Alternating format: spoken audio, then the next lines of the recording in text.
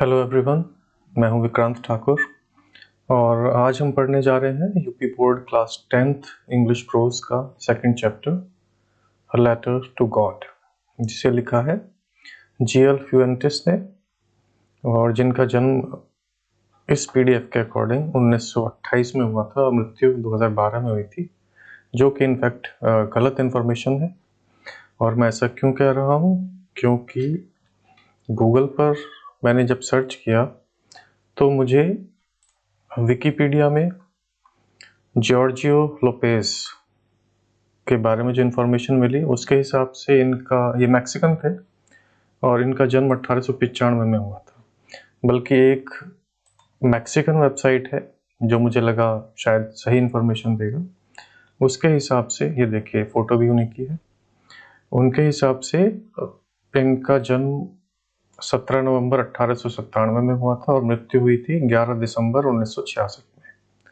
तो मुझे लगता है कि ये क्रेडिबल इन्फॉर्मेशन है और ये जो पीडीएफ हमें मिली है, इस पीडीएफ के हिसाब से जो इन्फॉर्मेशन है वो शायद गलत है।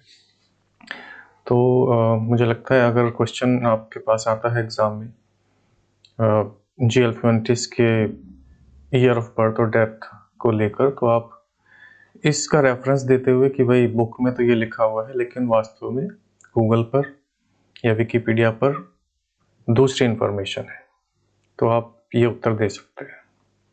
और मेरे ख्याल से आपको देना चाहिए सही उत्तर है 1897 से 1966। चलिए ये रहा। चैप्टर पे आते हैं। अ लेटर टू गॉड यानी ईश्वर को एक पत्र। Okay, about the author GL Fuentes. अच्छा, स्पेलिंग आप देख लीजिएगा, इसमें ई गायब है। एक्चुअली करेक्ट स्पेलिंग जो है वो है जीएल फ्यूएंटिस, FUENTES। ओके, तो GL Fuentes one of the famous modern writers. Famous यानी प्रसिद्ध, मॉडर्न यानी आधुनिक। तो जीएल फ्यूएंटिस जो है वो आजकल के यानी आधुनिक राइटर्स में जो फेमस है उनमें से एक है। Has written for the young as well as the old. और इन्होंने छोटों के लिए भी लिखा है और बड़ों के लिए भी लिखा है। ही इज अ सिंपल यानी सरल, short story writer and humourist. तो वो जो कहानियां लिखते हैं वो बड़ी सरल होती हैं और अधिकतर जो है वो शॉर्ट स्टोरीज हैं उनकी, और वो एक हास्य रस के लेखक हैं, यानी उनकी जो कहानियां होती हैं उनमें ह्यूमर होता है, हास्य रस होता है। He is a general writer who has written on simple themes. वो एक साधारण, तो इस कंटेक्स्ट में ठीक नहीं रहेगा, वो एक सामान्य राइटर हैं। सामान्य राइटर मतलब सिंपल कहानियां लिखने वाले, बहुत ज़्यादा ड्रामा नहीं होता है उनकी कहानियों में। वो आम जनजीवन से ही अपने संदर्भ उठाते हैं और उन पर कहानियां लिखते हैं। और he is a general writer who has written on simple themes. तो उनकी जो कहानियों का जो विषय होता है वो बड़ा साधारण, सरल, सिंपल होता है। A letter to God is his simple story which is full of humor. अब ये जो कहानी है A letter to God, ये एक साधारण सी कहानी है, सरल सी कहानी है जिसमें हास्य रस है, जो हास्य रस से भरपूर है। अब जब हम चैप्टर पढ़ेंगे तो हमें ढूंढना होगा या हमें पता लगाना होगा कि वाकई में वहाँ ह्यूमर है भी या नहीं। चलिए इस पार्ट पे आते हैं, अबाउट द लेसन। अब ये कहानी जो है ये एक किसान की कहानी है जिसका नाम है लेंचो। तो Lencho, a hard working farmer, lived in a valley, valley यानी घाटी, on the top of a low hill. अब लेंचो जो है वो एक बहुत ही कठिन परिश्रम करने वाला यानी परिश्रमी किसान है, जो कहाँ रहता था, एक घाटी में रहता था। अब उस घाटी में छोटी बड़ी पहाड़ियां थी, तो उनमें ही एक छोटी पहाड़ी के टॉप पर वो रहता था। उसका घर जो था वो उस छोटी पहाड़ी के शिखर पर था। One morning he faced ruin due to a severe snowfall resulting in a total damage of his crops. तो एक सुबह क्या हुआ कि उसको बहुत ही भारी विनाश का सामना करना पड़ा। किस कारण? क्योंकि एक वहां जो है बहुत ही सीवियर यानी प्रचंड स्नोफॉल, हिमपात हुआ था।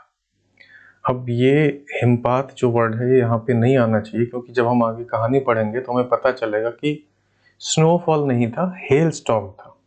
अब हेल स्टॉर्म में क्या होता है? ओलों की बरसात होती है, ओले पड़ते हैं।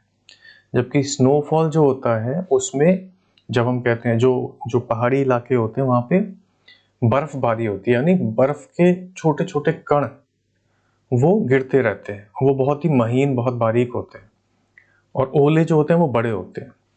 तो hello storm is different from snowfall. तो वास्तव में हेल स्टॉर्म हुआ था और वो बहुत भयंकर वाला हुआ था, जिसके कारण उसकी फसलें जो है वो पूरी तरीके से बर्बाद हो गई थी, उनको बहुत ज्यादा क्षति पहुंची थी। He turned to God in distress. अब संकट के क्षण में उसने अपना जो मुख है वो ईश्वर की ओर किया, यानी उसने ईश्वर की तरफ होकर उनको क्या कहना चाहिए इसको हमें, कि ईश्वर के सम्मुख हो गया। And wrote a letter asking him to send money, और उसने ईश्वर को एक पत्र लिखा, क्या प्रार्थना करते हुए? कि वो उसे कुछ धन भेज दें। A postman saw the letter to God. अब एक पोस्टमैन जो था, पत्रवाहक या डाकिया, उसने वो लेटर देखा, वो पत्र देखा, and took it to the postmaster. और उसे वो जो डाक खाने में जो हेड होता है, पोस्टमास्टर या डाकपाल, तो वो पोस्टमास्टर के पास उसको लेके गया। Who first laughed and then was surprised at the faith of the writer.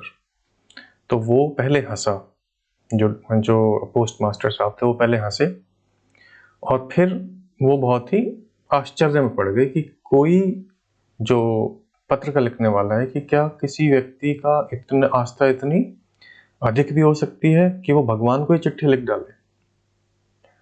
He collected some money from his employees. तो वो जो पोस्ट मास्टर साहब थे उन्होंने अपने कर्मचारियों से जो वहाँ काम करते थे उनसे कुछ धन इकट्ठा किया, and sent it to Lencho along with the letter. और वो लेंचो को भेज दिया और साथ में एक पत्र भी भेजा। When Lencho got the letter with money, तो जब लेंचो को धन के साथ वो पत्र प्राप्त हुआ, and counted it less, और वो जो धन था उसने गिना, लेंचो ने उसे, और पाया कि वह कम था, तो he felt furious, तो वो बहुत ही आग बबूला हो गया, वो बहुत ही क्रोधित हो गया। So he wrote another letter to God, तो उसने फिर एक और पत्र लिखा भगवान को, asking him to send rest of the money, और क्या प्रार्थना करते हुए? ये प्रार्थना करते हुए कि जो बचा हुआ धन है वो भी भेज दें, not by post, और इस बार उसे इस तरह चिट्ठी में ना भेजें, as the post office employees were a bunch of crooks. क्यों? क्योंकि जो पोस्ट ऑफिस में काम करने वाले कर्मचारी थे वो वास्तव में कपटी लोगों का एक गिरोह था, ऐसा लेंचो का मानना था, क्योंकि उसे लगता था कि उन लोगों ने ही उस चिट्ठी में से कुछ धन जो है वो निकाल लिया है। तो ये तो है इस चैप्टर का सार। चलिए अब वास्तव में क्या होता है पढ़ते हैं chapter. The house, the only one in the entire valley, sat on the crest of a low hill. जो घर था, जो कि पूरी घाटी में अकेला घर था, वो एक कम ऊंची पहाड़ी के शिखर पर स्थित था। From his height, अब एक्चुअली ये गलत है, यहाँ फ्रॉम दिस होना चाहिए। अगर आप एनसीईआरटी की बुक देखेंगे तो वहां पे आपको ये गलती पता चल जाएगी। It's this and not his. तो फ्रॉम दिस हाइट मतलब जो ऊंची पहाड़ी है उसके टॉप पे अगर कोई खड़ा हो तो उस ऊंचाई से one could see the river, कोई भी वहां बहती हुई नदी को देख सकता था, and the field of ripe corn dotted with flowers that always promised a good harvest. और क्या देख सकता था? और देख सकता था मक्का, कॉर्न यानी मकई, मक्का, राइप यानी पका हुआ, एंड डॉटेड मतलब चितराया हुआ। तो वहां से उस छोटे ऊंचे पहाड़ की चोटी से खड़े होकर कोई भी व्यक्ति पकी हुई मक्का की फसलों को देख सकता था, और वो फसलें जो थी उन पे जगह जगह फूल भी उगे हुए थे, तो फूलों से छितराई हुई थी फसल थी। तो उस हाइट से कोई भी उस नदी को भी देख सकता था और पकी हुई मक्का की फसलों को देख सकता था जो कि फूलों से छितराई हुई थी। That always promised a good harvest. अब यहाँ पे प्रॉमिस का मतलब वादा करना नहीं है, यहाँ पे प्रॉमिस का मतलब है संकेत या लक्षण, यानी जो फसलों पे जो फूल थे वो इस बात का द्योतक थे कि जो फसल है वो बहुत अच्छी होगी, पैदावार बहुत अच्छी होगी। The only thing the earth needed was a downpour और एट लीस्ट अ शावर। वह एक इकलौती चीज धरती को जिसकी आवश्यकता थी वह थी एक अच्छी बरसात, एक अच्छी बारिश, या कम से कम एक फुहार ही पड़ जाए। Throughout the morning, Lencho, who knew his fields intimately, had done nothing else but seen the sky towards the northeast. Throughout the morning यानी पूरी सुबह के दौरान Lencho had nothing else. Lencho had done nothing else. Lencho ने कुछ नहीं किया था, केवल क्या करता रहा हो, but seen the sky towards the north east, वो उत्तर पूर्व की दिशा में आसमान को देखता रहा पूरी सुबह। और यहाँ पे जो अलग से आप फ्रेज देख रहे हैं, who knew his fields intimately, यहाँ पे हम लेंचो का एक विशेषता बता रहे हैं कि लेंचो को अपने खेतों के बारे में कण कण की जानकारी थी, बहुत ही घनिष्ठता से पूरी बारीकी में उसे जानकारी थी। इसका अर्थ यह है कि वो एक बहुत ही अच्छा किसान था और उसे अपनी धरती से, अपने खेतों से प्रेम था। Now we are really going to get some water woman. तो ये लेंचो कह रहा है अपनी पत्नी से कि अब हमें अवश्य ही कुछ पानी मिलेगा। अब वास्तव में अब मतलब है कि बारिश होगी। तो now we are really going to get some water, अब हमें निश्चय ही बरसात होगी और हमें हमारे खेतों को पानी मिलेगा। The woman who was preparing supper, the woman अर्थात लेंचो की पत्नी, जो कि रात सपर यानी रात का खाना, रात का भोजन वो तैयार कर रही थी, रिप्लाइड, उसने जवाब दिया, यस गॉड्स विल, हाँ अगर ईश्वर की इच्छा होगी तो जरूर होगा। जरूर क्या होगा? बारिश जरूर होगी। The older boys were working in the field. अब जो लेंचो के बच्चे थे उनमें से जो बड़े थे वो खेतों में काम कर रहे थे। while the smaller ones were playing near the house. while या while का मतलब है यद्यपि, जबकि जो छोटे बच्चे थे वो घर के पास खेल रहे थे। कब तक खेल रहे थे? Until the woman called to them all. जब तक कि लेंचो की पत्नी ने उन सबको आवाज नहीं लगाई। क्या आवाज? Come for dinner. रात के खाने के लिए आ जाओ, खाना रेडी है।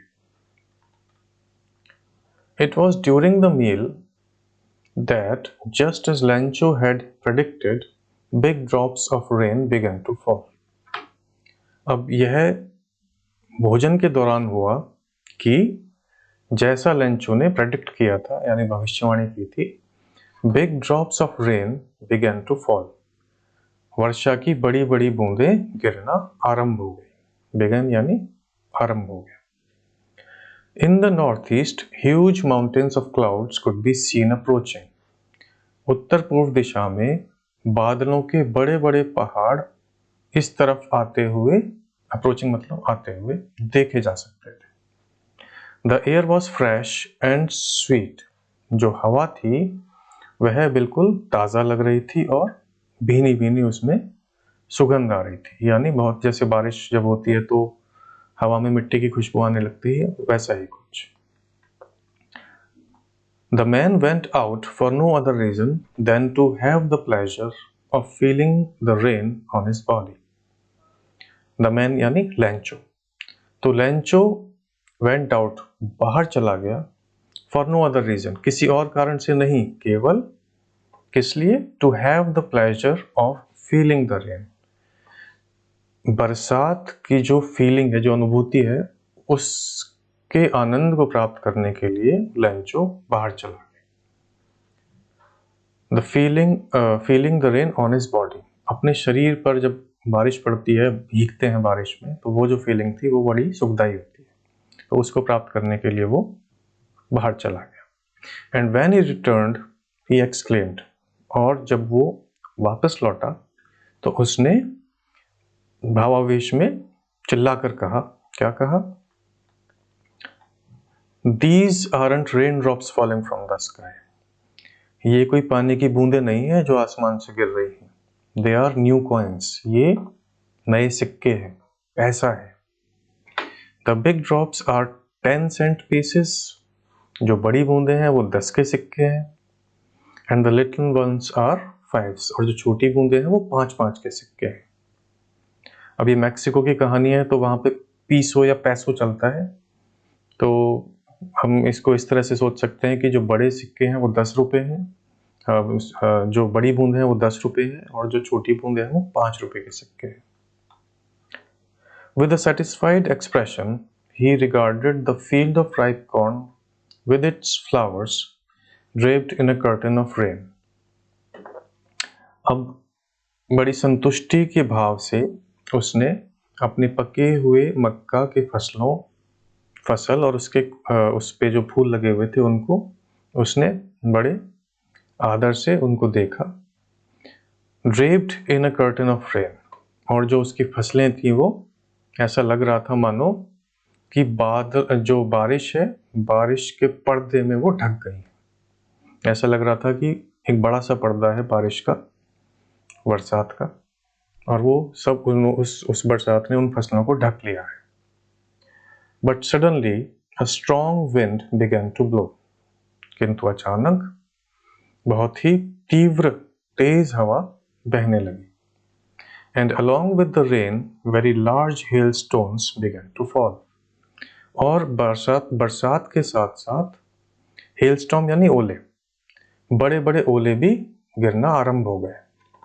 These truly did resemble new silver coins. अब यहाँ पे ह्यूमर तो नहीं कहा जा सकता, ऐसा लगता है जैसे वहाँ पे उसका लैंचो का मजाक उड़ाया जा रहा है कि लैंचो तो सोच रहा था कि पैसे बरस रहे हैं। क्यों? क्योंकि जब बरसात अच्छी होती तो फसल अच्छी होती तो बाजार में उसका दाम अच्छा मिलता और उसकी आमदनी अच्छी होती और उसे वास्तव में पैसे मिलते। लेकिन हुआ क्या यहाँ तो वास्तव में ही जो ओले हैं वो देखने में वो सफ़ेद रंग के होते हैं, तो सफ़ेद सिक्के से लग रहे थे। तो यहाँ जो लेखक है वो वास्तव में लैंचो का उपहास कर रहा है। These truly did resemble new silver coins. तो वास्तव में लैंचो को सिक्कों की उम्मीद थी और सिक्के ही पड़ रहे थे ऊपर से। रिजेंबल यानी समान होना। तो जो ओले जो थे वो सिक्कों की तरह थे, चांदी के सिक्के। The boys, exposing themselves to the rain, ran out to collect the frozen pearls.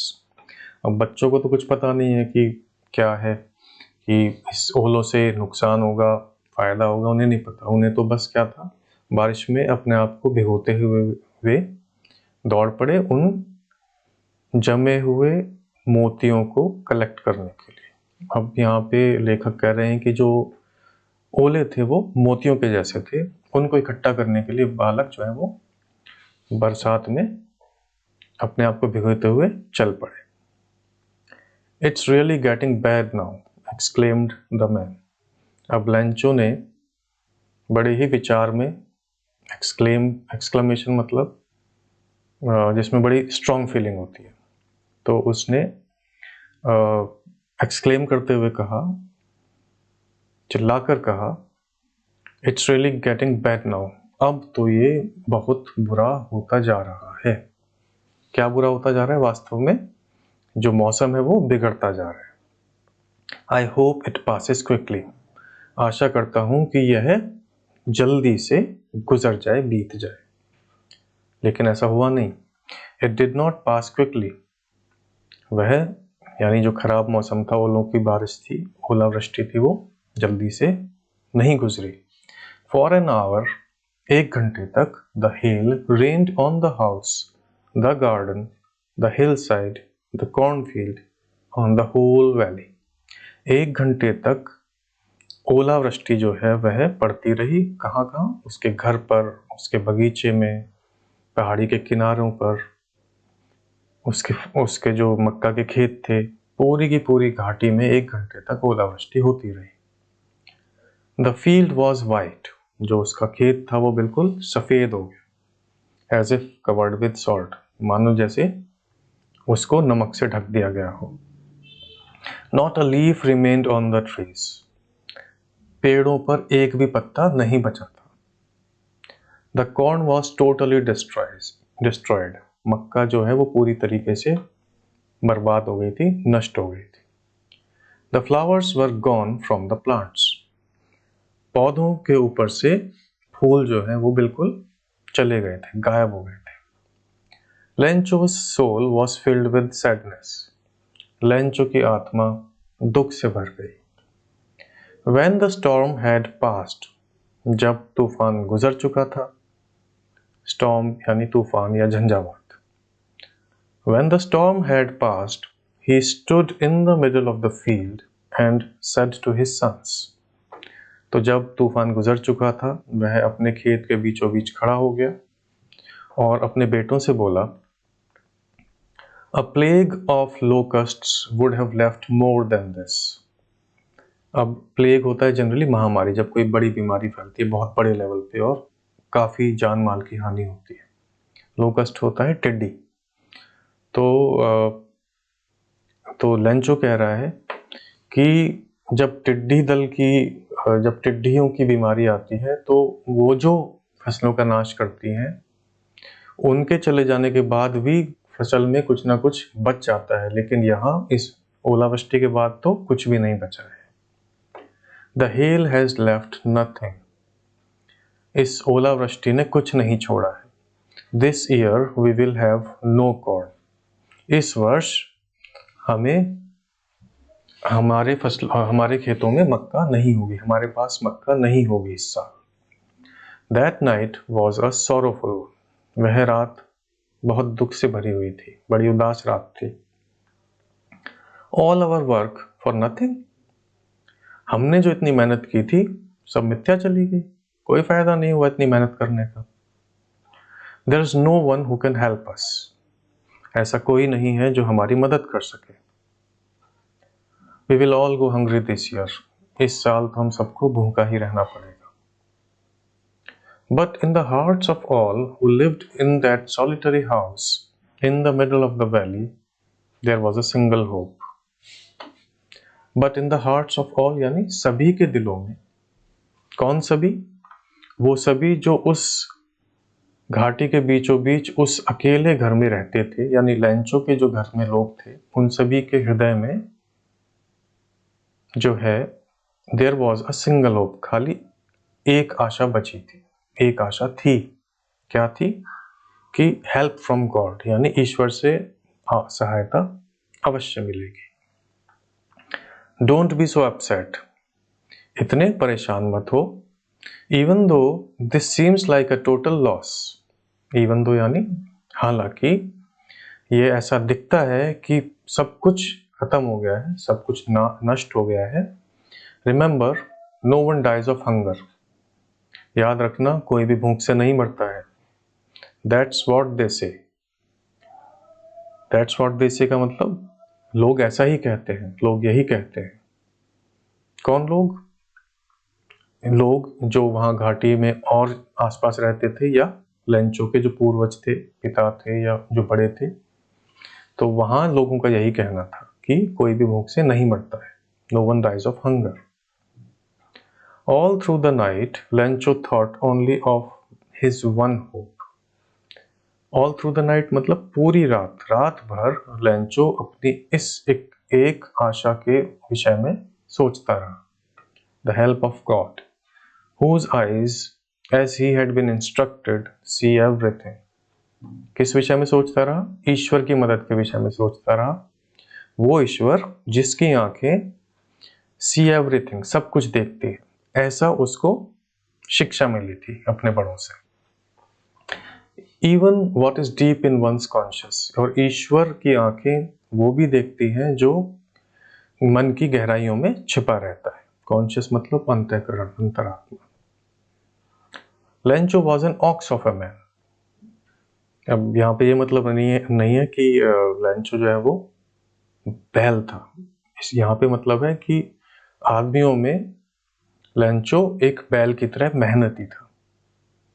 Working like an animal in the fields, वो बिल्कुल जानवरों की तरह अपने खेतों में मेहनत किया करता था, काम किया करता था। But still he knew how to write. अब जैसा कि होता है, जो किसान होते हैं, पहले हुआ करता था कि वो बहुत ज़्यादा पढ़ना लिखना नहीं जानते थे, लेकिन लेखक कह रहा है कि इतना मेहनती किसान होने के बाद भी he knew how to write, वह लिखना पढ़ना जानता था। The following Sunday at day break he began to write letter.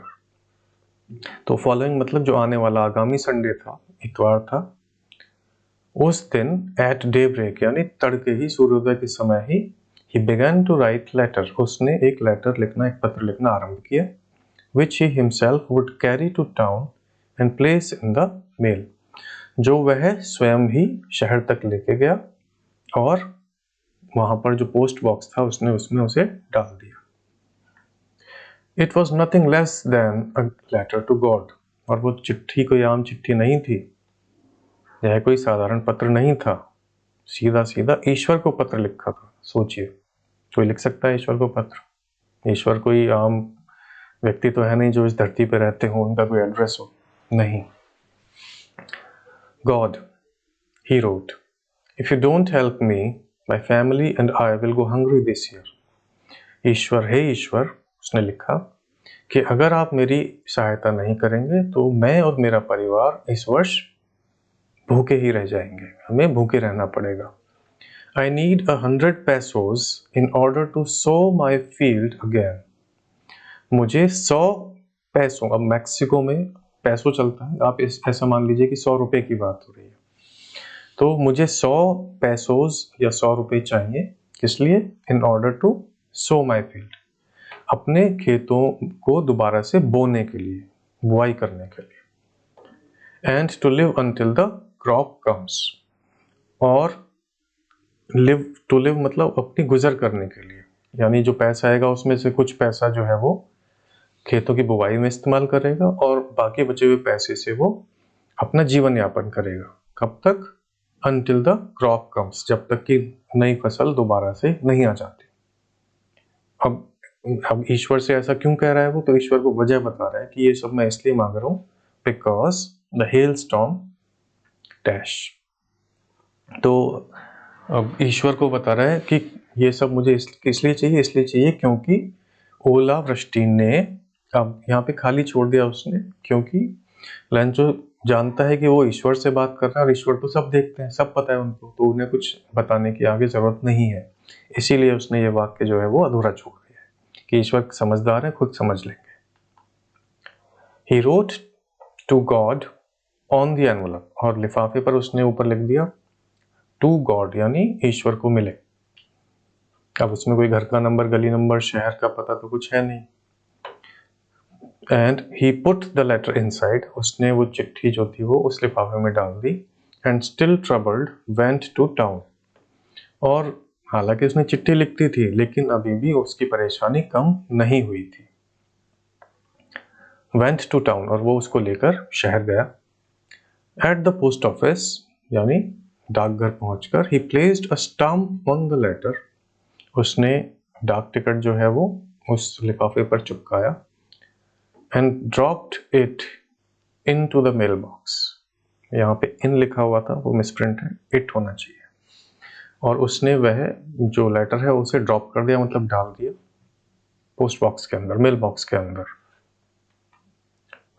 One of the employees, यानी वहां जो कर्मचारी काम करते थे उनमें से एक ने जो है, हु वाज अ पोस्टमैन, जो कि एक एम्प्लॉय जो कि डाकिया था, और पोस्ट ऑफिस में और कामों में हेल्प किया करता था, went to his boss laughing heartily and showed him the letter to God.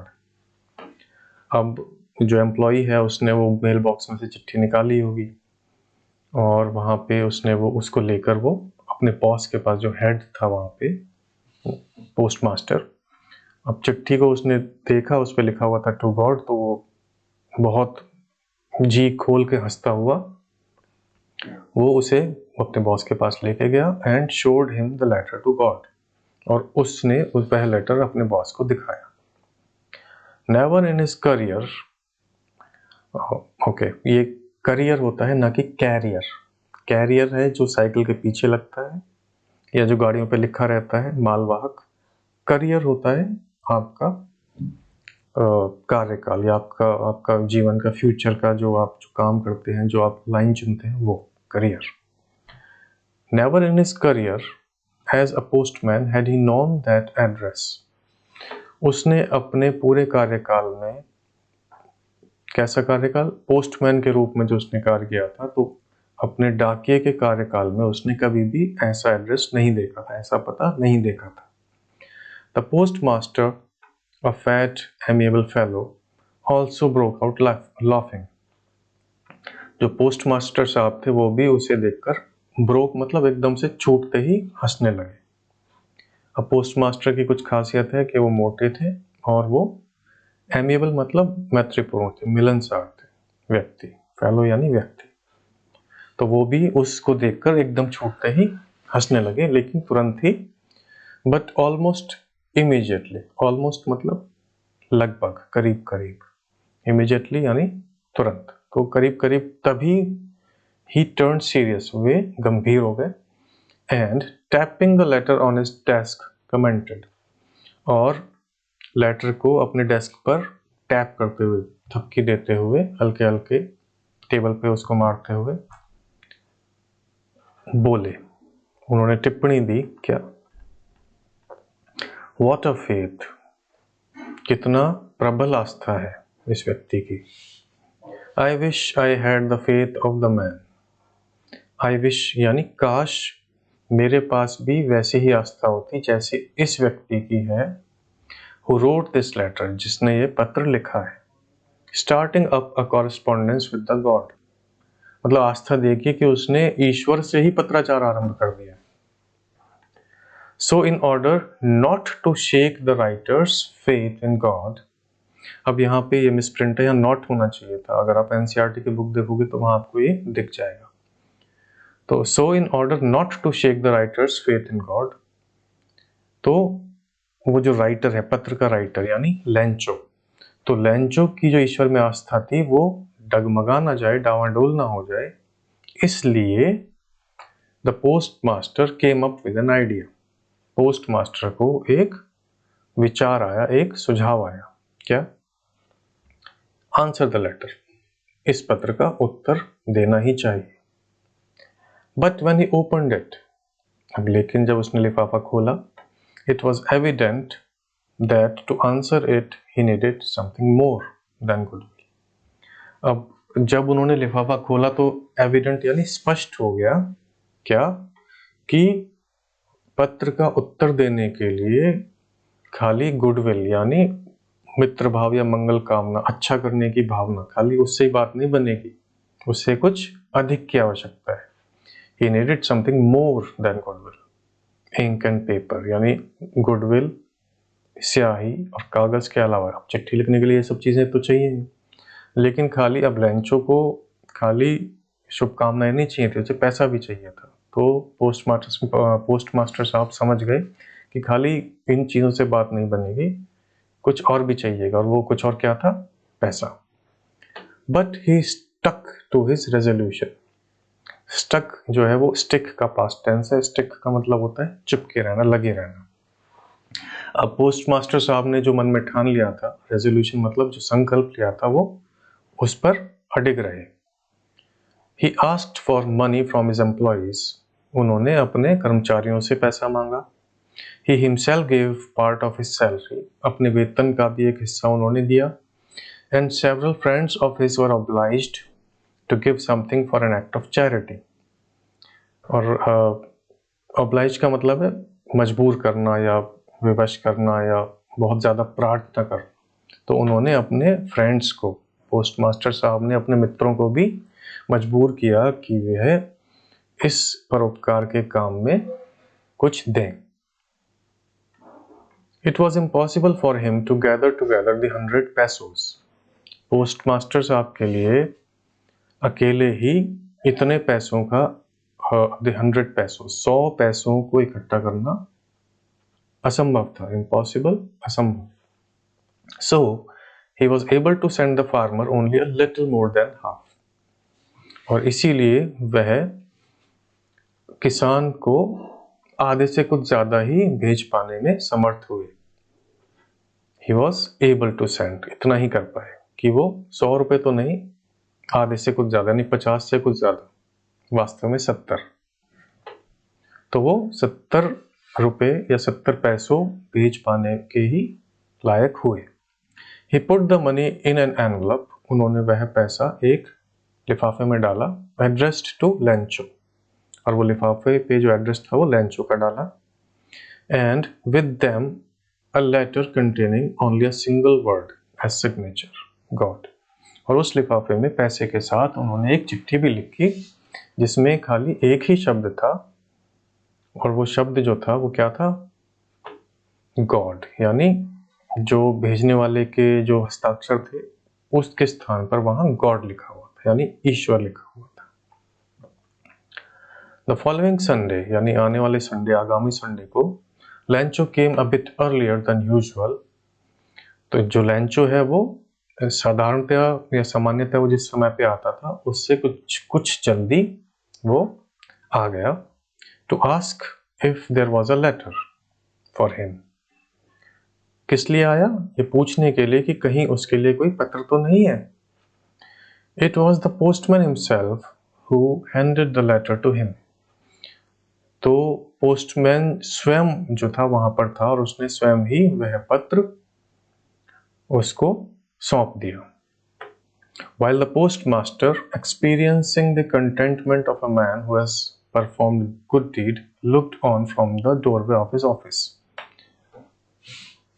तो इसको हम इस तरीके से पढ़ेंगे, while the postmaster looked on from the doorway of his office. तो जब पोस्टमैन लेंचो को पत्र सौंप रहे थे तो उस समय पोस्टमास्टर अपने ऑफिस के, अपने कार्यालय के चौखट से खड़े होकर देख रहे थे। और देखने के साथ वो क्या कर रहे थे? एक्सपीरियंसिंग द कंटेंटमेंट, अनुभव कर रहे थे संतुष्टि का, जो किसी व्यक्ति को कब होती है? Of a man who has performed good deed. जब कोई व्यक्ति कोई अच्छा कार्य करता है और उसको जब अच्छा कार्य करने पर जो संतुष्टि की अनुभव होती है वह कर रहे थे, उस संतुष्टि का अनुभव कर रहे थे। कब कर रहे थे? जब पोस्टमैन लेंचो को वह चिट्ठी सौंप रहा था। Lencho showed not the slightest surprise on seeing the money. अब लेंचो को चिट्ठी उसने खोली और उसने देखा कि उसमें पैसे हैं। तो पैसे को देखने पर लेंचो को तनिक भी आश्चर्य नहीं हुआ। क्यों नहीं हुआ? क्या कभी ऐसे भगवान पैसा भेजते हैं?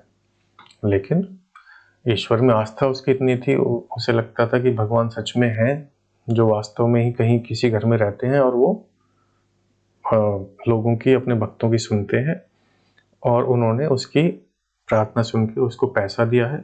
तो इसमें कोई भी आश्चर्य नहीं हुआ कि भक्त ने प्रार्थना की और भगवान ने सुन ली। Simple. Such was his confidence, उसका इतना अडिग विश्वास था। But he became angry when he counted the money. लेकिन जब उसने पैसा गिना तो वो नाराज हो गया, रुष्ट हो गया। क्यों? God could not have made a mistake. अब भगवान से तो गलती नहीं हो सकती, उन्होंने तो ये गलती नहीं की होगी। Nor could he have denied Lencho what he had requested. और ऐसा भी नहीं है कि जो लेंचो ने रिक्वेस्ट किया था ईश्वर उसको नकार दे, मना कर दे, अस्वीकार कर दे। तो ज़रूर कुछ गड़बड़ है। Immediately, Lencho went up to the window to ask for paper and ink. तुरंत यानी तभी लेंचो वहाँ पर जो खिड़की रहती है जहाँ पे क्लर्क जो है वो टिकट वगैरह बेचते हैं, तो वो उस खिड़की तक गया और वहाँ उसने स्याही और कागज़ मांगा। On the public writing table, अब डाकखाने में एक टेबल रहती है जहाँ पे आमजन जो है वो जाकर अपना चिट्ठी का काम या टिकट लगाना और इस तरह के काम करते हैं, तो वो उस टेबल तक गया and he started to write, और वहाँ उसने लिखना आरंभ किया। With much wrinkling on his brow, और लिखते हुए उसकी जो भौं हैं, भ्रुकुटी जो है वो उन पे सिलवट पड़ी हुई थी, बहुत सिकड़ी हुई थी, अर्थात वो बहुत ही ध्यान से, बहुत ही गुस्से में वो और बड़ी भावना के साथ वो चिट्ठी लिख रहा था। Caused by the effort he had to make to express his ideas, जो भ्रुकुटी उसकी तनी हुई थी वो किस कारण तनी हुई थी? By the effort he had to make, जो प्रयास उसको करना पड़ रहा था, जो मेहनत उसको करनी पड़ रही थी अपने आइडियाज को चिट्ठी में अभिव्यक्त करने के लिए, उस कारण उसकी भौं जो है वो उन पे सिलवट पड़ी हुई थी, वो सुकड़ी हुई थी। When he finished, तो जब उसने पत्र लिखना निपटा लिया, he went to the window, वो खिड़की तक गया, to buy a stamp, ticket खरीदने के लिए, which he licked and then affixed to the envelope, तो उसने उसको अपनी जीभ से चाटा और लिफाफे पर लगा दिया with a blow of his fist, और उसको लगाकर ऊपर से घूंसा मारा ताकि वो अच्छे से चिपक जाए। The moment the letter fell into the mailbox, अब इस सेंटेंस में भी ये थोड़ी मिसप्रिंट है, यहाँ पे दैट नहीं आना चाहिए, जो सही वाक्य बनेगा वो बनेगा The moment the letter fell into the mailbox, जिस क्षण वह चिट्ठी मेल बॉक्स में गिरी, the post master went to open it, post master स्वयं उसको खोलने के लिए चले गए। अब उन्होंने उसे खोल के देखा तो उसमें वो चिट्ठी क्या कहती थी? इट सेड का मतलब है चिट्ठी कहती है या चिट्ठी में लिखा था, God of the money that I asked for, कि हे ईश्वर, उस पैसे में से जो मैंने आपसे मांगा था, ओनली 70 पैसोज रीच्ड मी, केवल 70 पैसों ही मेरे तक पहुंचे हैं, मुझ तक पहुंचे हैं। सेंड मी द रेस्ट मतलब बचे हुए, शेष जो राशि है वह आप भेज दो। Since I need it very much, since का यहाँ पे अर्थ है क्योंकि मुझे इसकी बहुत आवश्यकता है। But don't send it to me through the mail, लेकिन आप ये धन जो है वो मेल से, चिट्ठी से मत भेजिएगा। थ्रू मतलब चिट्ठी के द्वारा। क्यों ना भेजें? Because the post office employees are a bunch of crooks, क्योंकि इस पोस्ट ऑफिस के जो कर्मचारी हैं वो कपटी हैं, वो कपटियों का एक ग्रुप है, एक समूह है, यानी गिरोह है। और लास्ट में अपना नाम लिखता है वो लेंचो। तो इस तरीके से कहानी खत्म होती है। तो इस कहानी को पढ़ने के बाद आपको क्या लगता है? लेंचो जो है बहुत भोला है, भोला भी कह सकते हैं, और एक अगर आम जनता के पॉइंट ऑफ व्यू से देखें तो बेवकूफ़ भी कहा जा सकता है, कि वो भगवान को चिट्ठी लिखता है पैसे मांगने के लिए। वो तो भला वो पोस्ट मास्टर का जो मानवता दिखा के पैसा इकट्ठा करके उसकी मदद करना चाहते हैं कि कहीं इसका भगवान में विश्वास टूट ना जाए। और होता क्या है कि तारीफ वगैरह तो मिलने से रही, उनको क्या करार दिया जाता है? उनको बंच ऑफ क्रुक्स करार दे दिया जाता है। तो एक तरीके से यहाँ देखा जाए तो इस कहानी में जो एक चीज़ है वो है आयरनी। आयरनी मतलब IRONY, आयरनी का मतलब है कि होना कुछ चाहिए था और हो कुछ गया। कहानी जब पढ़ने वाला है, कहानी के साथ साथ चलते चलते ऐसा उम्मीद होने लगती है कि कहानी का ये एंड होगा, लेकिन जब कहानी के अंत तक पहुंचते हैं तो हो कुछ और ही जाता है। तो लेंचो भाई साहब जो हैं वो जिस पोस्ट मास्टर ने, पोस्टमैन ने और कर्मचारियों ने उसकी मदद की, उनको ही उन्होंने साहब ने जो है वो बंच ऑफ क्रुक्स करार दे दिया। तो यही इसमें ह्यूमर है, यही आयरनी है। और आज के लिए इतना ही। अगर आपको ये अच्छा लगे वीडियो तो प्लीज़ लाइक करिएगा और शेयर भी कर सकते हैं ताकि औरों को भी कुछ सहायता मिले। तो थैंक यू, और अगले वीडियो में हम इस चैप्टर के क्वेश्चन आंसर्स और एक्सरसाइजेस डिस्कस करेंगे। Thank you.